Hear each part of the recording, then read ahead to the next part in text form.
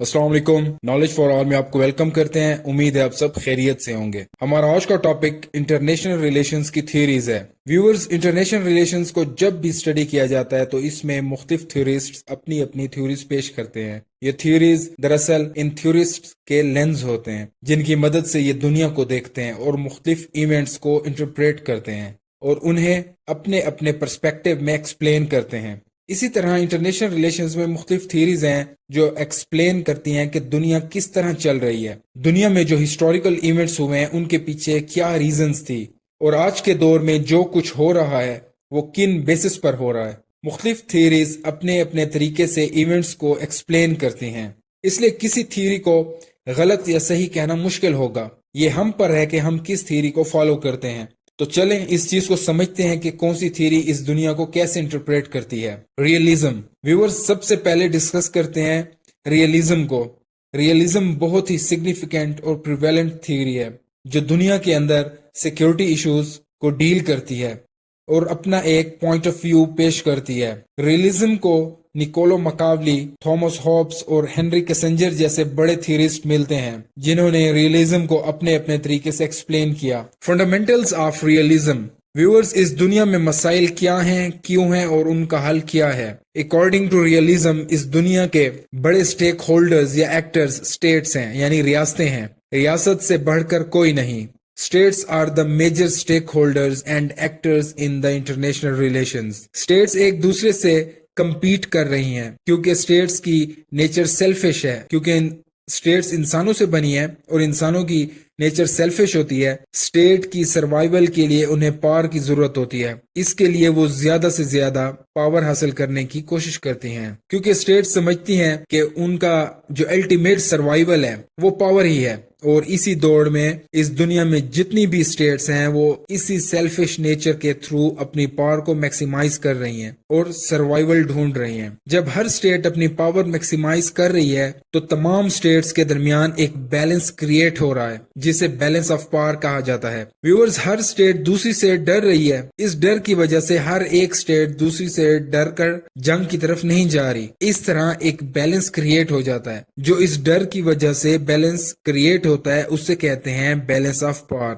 और जब इस दुनिया के अंदर इन कंपीटिंग स्टेट्स के दरमियान बैलेंस ऑफ पावर मेंटेन हो जाता है तो अल्टीमेटली पीस आ जाता है, अमन हो जाता है। तो रियलिज्म कहती है कि अगर आपने दुनिया में पीस मेंटेन करनी है तो इसका एक ही हल है कि आप दुनिया में बैलेंस ऑफ पावर को मेंटेन कर लें, दुनिया में पीस आ जाएगा। इस थ्योरी पर काफी क्रिटिसिज्म भी है। सबसे पहला क्रिटिसिज्म तो ये है, जो रियलिज्म बैलेंस ऑफ पावर की बात करती है तो ये बैलेंस ऑफ पावर दुनिया में ज्यादा देर कायम नहीं रह सकता। मतलब ये शॉर्ट टर्म होता है। जब एक स्टेट अपनी एग्रेसिव टेंडेंसीज दिखाकर दूसरी स्टेट्स पर हमला करती है और जंग शुरू होती है तो फिर वो मल्टीपल कंट्रीज को अपनी लपेट में ले लेती है। तो कहाँ गया बैलेंस ऑफ पावर। इसी तरह दुनिया में अनार्की फैल गई, लॉलेसनेस फैल गई, तो कहाँ गई बैलेंस ऑफ पावर। तो ये शॉर्ट टर्म होता है, लॉन्ग टर्म में सस्टेन नहीं किया जा सकता। व्यूअर्स, दूसरा क्रिटिसिज्म ये है कि स्टेट्स का पावर मैक्सिमाइजेशन गोल होता है, मगर हमें किस तरह मालूम होगा कि अब हमारा पावर मैक्सिमाइजेशन गोल मुकम्मल तौर पर अचीव हो गया है। मतलब अब हमने अपनी जो रिक्वायर्ड पावर थी वो हासिल कर लिया है, हमारा वो जो गोल है वो अचीव हो गया है। क्योंकि डेफिनेशन ऑफ पावर बहुत सब्जेक्टिव है। तो ये बहुत बड़ा क्रिटिसिज्म है कि रियलिज्म के ऊपर के उनकी जो डेफिनेशन है पावर मैक्सिमाइजेशन की वो बहुत वेग है। तीसरी बात के स्टेट्स की नेचर सेल्फिश होती है क्योंकि इंसान की नेचर सेल्फिश है। तो क्रिटिसिज्म ये है कि इंसान की नेचर हमेशा सेल्फिश नहीं होती। इंसान हमदर्द भी होते हैं, कोऑपरेटिव भी होते हैं, अल्ट्रुइस्टिक भी होते हैं। इस तरह रियासतें भी कोऑपरेटिव होती हैं। वो म्यूचुअल कोऑपरेशन करना चाहती हैं, वो इंटरडिपेंडेंस क्रिएट करना चाहती हैं। सो हमेशा स्टेट्स की नेचर सेल्फिश नहीं होती क्योंकि हमेशा इंसान सेल्फिश नहीं होते, क्योंकि स्टेट्स इंसानों से मिलकर बनती हैं। जब इंसान हमेशा सेल्फिश नहीं होते तो स्टेट्स भी हमेशा सेल्फिश नहीं होती। आखिर में एक और क्रिटिसिज्म ये भी है कि रियलिज्म एक ट्रेडिशनल थ्योरी है, क्लासिकल थ्योरी है, जो कि सिर्फ हिस्टोरिकल पर्सपेक्टिव को देखते हुए ये थ्योरी थ्योरिस्ट्स ने पेश की थी। इसमें साइंटिफिक एलिमेंट्स का फुकदान है। लीडर्स के बिहेवियर्स को स्टडी नहीं किया जाता और ना ही स्टेट्स के बिहेवियर को स्टडी किया जाता है और ना इसमें मॉडरेशन है। तो इस सब की वजह से वर्ल्ड वॉर 2 के बाद एक नई फॉर्म आई जिसे न्यू रियलिज्म कहते हैं। व्यूअर्स, न्यू रियलिज्म की थ्योरी जिन्होंने पेश की उनका नाम केनेथ वॉल्ट्स था। उनके मुताबिक रियलिस्ट थ्योरिस्ट ये समझते हैं कि इंसान सेल्फिश हैं और इसी बुनियाद पर रियासतें भी सेल्फिश हैं। तो ऐसा नहीं है। उन्होंने कहा कि दरअसल ये स्टेट्स की सेल्फिश नेचर नहीं बल्कि दुनिया का एनार्किक निजाम है जो स्टेट्स को मजबूर करता है कि वो अपनी सिक्योरिटी को इंश्योर करें, वो अपनी पावर को मैक्सिमाइज करें। ये सब स्टेट्स को अपनी सर्वाइवल के लिए करना पड़ता है। न्यू रियलिज्म अपने एनालिसिस ग्लोबल लेवल पर करती है। ये भी हम डिफरेंसेस की तरफ जा रहे हैं कि रियलिज्म और न्यू रियलिज्म के दरमियान क्या डिफरेंसेस हैं, उनमें आखिर फर्क क्या है।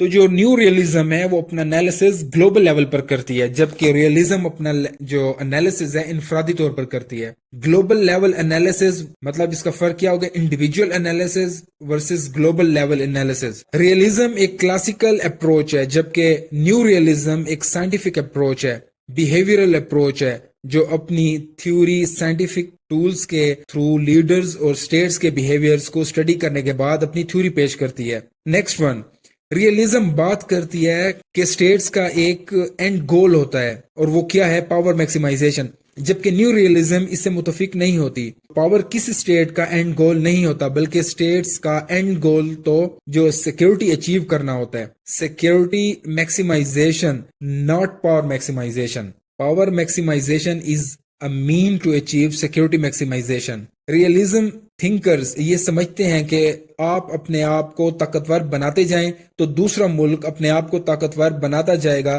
तो आप दोनों में जो पावर मेंटेन, जो बैलेंस ऑफ पावर मेंटेन हो जाएगा। जबकि न्यू रियलिज्म कहती है कि बैलेंस ऑफ पावर हमेशा इंटरनेशनल वर्ल्ड ऑर्डर या इंटरनेशनल सिस्टम को इंश्योर करता है। ये स्टेट के बस की बात नहीं है। रियलिज्म कहती है कि दुनिया में सबसे बड़ी एक्टर स्टेट है। न्यू रियलिज्म कहती है कि दुनिया में सबसे इन्फ्लुएंशियल एक्टर इंटरनेशनल सिस्टम है जो स्टेट्स को मजबूर करता है कि स्टेट्स अपनी मदद आप करें, अपनी सिक्योरिटी मैक्सिमाइजेशन के लिए पावर मैक्सिमाइजेशन करें। वो इंटरनेशनल सिस्टम है जो स्टेट्स पर हावी हो रहा है। अगर स्टेट्स मेजर एक्टर हैं तो इसका मतलब ये है कि स्टेट्स पर कोई हावी नहीं हो सकता, मगर न्यू रियलिज्म के मुताबिक जो इंटरनेशनल एनार्किक सिस्टम है वो स्टेट्स पर हावी हो चुका है और ये असरअंदाज होता है स्टेट्स पर। तो ये 6 मेजर डिफरेंसेस थे रियलिज्म और न्यू रियलिज्म के।